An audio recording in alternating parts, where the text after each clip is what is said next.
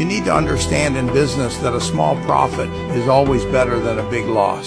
বিশ্বে এমন একজন মানুষ আছেন যিনি জীবনে একটিও মোবাইল অ্যাপ বানাননি, কোনো টেক স্টার্টআপ খোলেননি, কিন্তু নিজের বুদ্ধি দিয়ে আজ $130 বিলিয়ন বেশি সম্পত্তির মালিক। তিনি হলেন ওয়ারেন বাফেট, একজন বিনিয়োগকারী, একজন দার্শনিক এবং একজন দানবীর।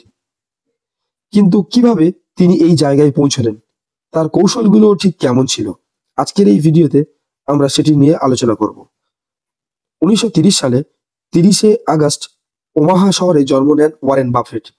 তার বাবা ছিলেন হাওয়ার্ড বাফেট, একজন স্টক ব্রোকার। 6 বছর বয়সে ওয়ারেন বাফেট কোকাকোলার বোতল কিনে সেটিকে বিক্রি করতেন। 11 বছর বয়সে প্রথম স্টক কেনেন। প্রথম স্টকেই লাভ হয় না, তবে ওয়ারেন বাফেট বুঝে ফেলেন ধৈর্য বিনিয়োগের সবচেয়ে বড় গুণ। বাফেট যখন কলম্বিয়া বিজনেস স্কুলে পড়তে যান, তখন তার দেখা হয় বেঞ্জামিন গ্রেহামের সাথে। গ্রেহাম ছিলেন ভ্যালু ইনভেস্টিং এর জনক। তিনি তাকে শেখান মার্কেট হলো এক রকমের মিস্টার মার্কেট, যে প্রতিদিন আপনার দরজায় এসে দামে শেয়ার বিক্রি করতে চায়। আপনার কাজ হলো ঠান্ডা মাথায় বিচার করে সিদ্ধান্ত নেওয়া। বাফেট এতটাই প্রভাবিত হন যে পরবর্তীতে তিনি গ্রেহামের কোম্পানিতে চাকরি করেন।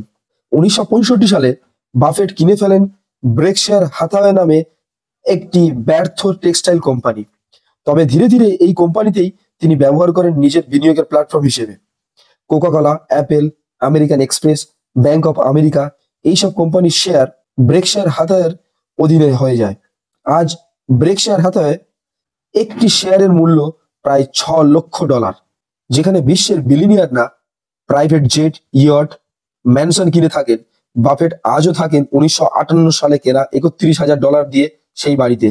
ওয়ারেন বাফেট বলেন, আপনি যদি আপনার চারপাশে সৎ এবং বুদ্ধিমান মানুষ রাখেন, তাহলে আপনিও তাদের মতো হবেন। তার মধ্যে 3টি জিনিস সবথেকে গুরুত্বপূর্ণ: understand the business, look for consistent performance, invest for long term. তিনি আরো বলেন, if you are not willing to own a stock for 10 years, don't even think about ওর্নিং ইট ফর 10 minutes। অর্থাৎ তিনি মনে করেন, যদি কোনো স্টক তুমি 10 বছর নিজের কাছে না রাখতে পারো, তাহলে ভেবো না এটা 10 মিনিট তোমার কাছে থাকবে। 2006 সালে বাফেট ঘোষণা করে দেন তিনি তার মোট সম্পদের 99% দান করবেন। তিনি এবং বিল গেটস দুজনে মিলে চালু করেন দ্য গিভিং প্লেজ, যেখানে ধনী ব্যক্তিরা প্রতিশ্রুতি দেন তাদের সম্পদ দান করার। ওয়ারেন বাফেট প্রমাণ করে যে আপনি বিনিয়োগ করে ধৈর্য ধরে এবং সৎ থেকে ধনী হতে পারেন। তিনি শুধুমাত্র একজন ফাইন্যান্স জিনিয়াস নয়, তিনি একজন আদর্শ মানুষও। আজকের দিনে যত সবাই দ্রুত ধনী হতে যায়, তার জীবন আমাদেরকে শেখায় slow and steady win the race. যদি এই ভিডিওটি আপনার ভালো লেগে থাকে, তাহলে একটি লাইক দিন, কমেন্টে লিখুন আপনি কি ওয়ারেন বাফেটের কোন শিক্ষাটা আপনার জীবনে প্রয়োগ করতে চান। আর এমন বিশ্লেষণধর্মী ভিডিও পেতে এই চ্যানেলটিতে সাবস্ক্রাইব করতে ভুলবেন না। দেখা হচ্ছে পরবর্তী ভিডিওতে। ধন্যবাদ।